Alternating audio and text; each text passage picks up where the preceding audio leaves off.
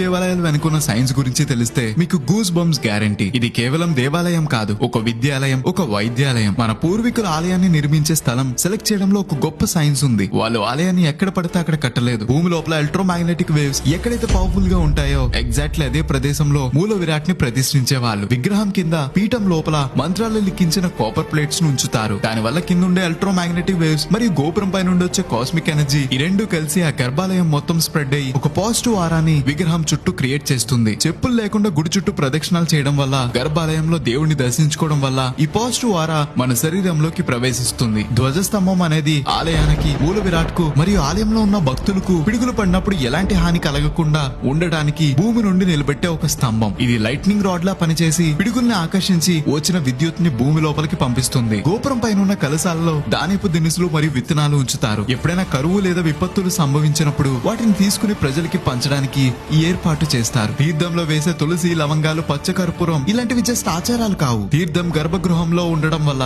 లోపలున్న శక్తిని గ్రహించి ఆరోగ్యాన్ని బాగు చేసే ఔషధంలా మారుతుంది. ఇది వేల నాటి ఆలయాల నిర్మాణం వెనుకున్న సైన్స్. ఇది మన సనాతన ధర్మం అని గర్వంగా అందరికీ షేర్ చేయండి. దేవాలయం వెనుక ఇంకా ఎన్నో రహస్యాలున్నాయి. అవన్నీ పార్ట్ 2 లో చెప్తా. అంతవరకు గోదావరి స్టేషన్ ని ఫాలో అవ్వాలి మరి.